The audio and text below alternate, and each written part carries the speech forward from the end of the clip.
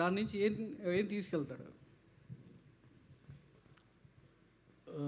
మన కల్చర్, మన రూట్స్, మన సనాతన ధర్మం దిక్కించి ఒక మెసేజ్ ఉంటుందండి. ఐ బిలీవ్ ఆ మెసేజ్ కరెక్ట్గా పాస్ అయిందని అనుకుంటున్నాను. సనాతన ధర్మం అంటే ఇందాక హీరో గారు చెప్పారు, కేవలం మాట్లాడుకోవడం కాదు, అది ఆచరణలో తీసుకొస్తే ఎలాంటి వైబ్స్ వస్తాయి, మనలో మన వ్యక్తిగతంగా ఎలాంటి మార్పు వస్తుంది అనేది ఇందాక విరాట్ గారు చెప్పారు. అలాంటి ఫీలింగ్ ఆడియన్లో ఖచ్చితంగా కలుగుతుందా? కేవలం సనాతన ధర్మం పేరుకు మాత్రమే సినిమా కోసం 100% కలుగుతుందండి, 100% కలుగుతుంది. You will experience tomorrow. Virat గారు ముందందరూ కూడా ఇప్పటివరకు అందరూ కూడా ఈ సినిమా పెట్టిన ఖర్చు గురించే మాట్లాడారు. బట్ ఈ రోజు ఇదంతా చూసిన తర్వాత మీ కాన్ఫిడెన్స్ కనపడుతుంది బేసిక్గా ఈ సినిమా మీద. ఎంత ఈ రోజు అందరూ ఈ సినిమాకి ఖర్చు ఎంత పెట్టారు అనుకుంటున్నారు, ఒక 5 days తర్వాత ఇంత డబ్బు ఎట్లా వచ్చిందని అనుకుంటారు. బట్ కాన్ఫిడెన్స్ అయితే కనిపిస్తుంది, దానికి తగ్గట్టు కాన్ఫిడెన్స్. విరాట్ కర్ణ గారు ఫస్ట్ సినిమా మీరు అనుకున్నంతగా ఆడలేదు, బట్ సెకండ్ సినిమా ఇంత లార్జ్ స్కేల్ సినిమా వరుసనే అంటే అలాంటి సినిమాలు చేసుకుంటూ వెళ్తున్నప్పుడు ఏంటంటే చాలా రకరకాల డౌట్స్ వస్తాయి. బట్ ఈ సినిమా చెప్పగానే ఒప్పుకున్నారా, లేకపోతే మీ మైండ్లోకి వచ్చిన ఫస్ట్ థాట్ ఏంటి, ఇది ఒప్పుకోవడానికి రీజన్ ఏంటి, మెయిన్ రీజన్? అదే సార్, ఫస్ట్ సినిమా అయిపోయాక స్టోరీస్ ఎలా ఏంటి అనే ఐడియాలో ఉన్నప్పుడు ఆడియన్స్ ఇప్పుడు ఇలాంటి స్క్రిప్ట్స్, వరల్డ్ బిల్డింగ్ సినిమాస్ కానీ, స్పిరిచువల్ ఉన్న సినిమాలు కానీ, ఫైట్స్ యాక్షన్ ఉన్న సినిమాలు కానీ, ఒక లవ్, అలాంటి అన్ని జోనర్స్ అట్లాంటి సినిమాలు చూస్తున్నారు అనమాట. సో అభిషేక్ అని నాకు స్టోరీ చెప్పినప్పుడు ఇవన్నీ కలిసిన ఒక సినిమా ఇది, అండ్ ఇలాంటి సినిమా కదా ఇప్పుడు ఆడియన్స్ వెయిట్ చేస్తున్నారు. సో ఇలాంటి సినిమాతో వెళ్తే ఇంకా చాలామంది ఆడియన్స్కి దగ్గర అవ్వచ్చు అని అన్న ఫీలింగ్ వచ్చింది. సో స్టోరీ వినగానే ముందు ఓకే అని చెప్పేసిన సార్.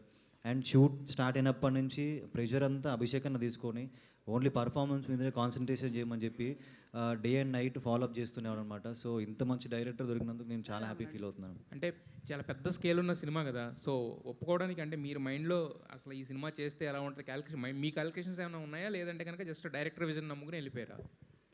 అదే సార్, స్టోరీ విన్నాను సార్. స్టోరీ విన్నాక క్యారెక్టర్ ఫస్ట్ నాగసాధు క్యారెక్టర్ చెప్పినప్పుడు ఒక ఛాలెంజింగ్ క్యారెక్టర్ అనిపించింది.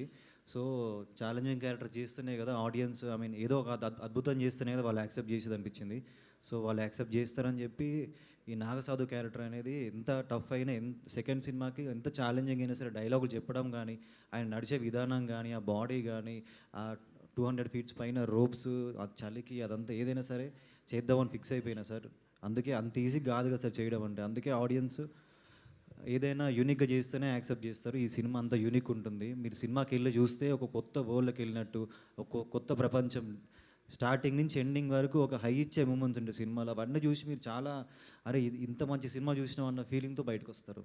నిషిత గారు మ్యామ్, మీరు ఒకసారి టెంపుల్కి పిలిచినప్పుడు, అంటే టెంపుల్ అని ఎందుకు అంటున్నానంటే అనంత పద్మస్వామి విజిటింగ్కి మీడియాని పిలిచినప్పుడు ఫస్ట్ టైం అట్లా చూసినప్పుడు ఒక డివోషనల్ వైబ్ అనేది, అంటే అక్కడ అడుగు పెట్టిన అంటే అది సెట్ అని తెలిసినప్పటికీ కూడా లోపలికి వచ్చిన తర్వాత ఆ విగ్రహాన్ని చూస్తున్నప్పుడు ఆ టెంపుల్ డిజైన్ కావచ్చు, అదంతా ఒక డివోషనల్ వైబ్ అనేది కలిగింది. సో మీరు 2 states కూడా ఆ విగ్రహాన్ని, ఆ దేవుణ్ణి తీసుకెళ్ళి అందరికీ చూపించారు. సో ఆ విగ్రహాన్ని ఏం చేస్తారు నెక్స్ట్? ఎక్కడైనా టెంపుల్కి ఇచ్చి అక్కడ దర్శనార్థం ఉంచుతారు? ఎందుకంటే కల్కి సినిమాలో మనం చూసాం, ఆ ప్రభాస్ కార్ అనేది బుజ్జి వెహికల్ని తీసుకొచ్చి ఐమాక్స్లో కావచ్చు అట్లా చాలా చోట్ల తిప్పి చూపించారు. సో నెక్స్ట్ ఆ విగ్రహాన్ని ఏం చేయబోతున్నారు? రైట్ నో అయితే మా ఆర్ట్ అసెట్స్లో ఎక్కడ పెట్టామో అక్కడే పెట్టామండి విగ్రహాన్ని. మొత్తము దాన్ని ప్రాపర్గా చేసి ఇప్పుడు ఏం చేయాలి అనేది నేను పూజారి గారిని అడగాలి. ఇప్పుడు నాకు వీలైతే, అంటే ఇప్పుడు నేను ప్రమోషన్లో కూడా నేను స్వామిని ఇలా తిప్పుదామనేది నా ఇది కాదు, అది ఆలోచన తెప్పించాడు ఒకరోజు ఆయనే ఇప్పుడు ఏదైనా ఆయన అన్నట్టు శివుడాజ్ఞ లేదే చీమైనా గుట్టదు కదా.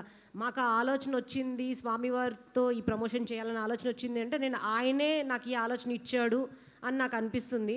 మరి నెక్స్ట్ ఆయన ఏం చేస్తాడు అనేది ఆయనే నాకు చెప్తాడు. నన్ను ఏం చేయమంటావు, నన్ను ఇది చెయ్యి అనేది కూడా ఆయనే చెప్తాడు నాకు.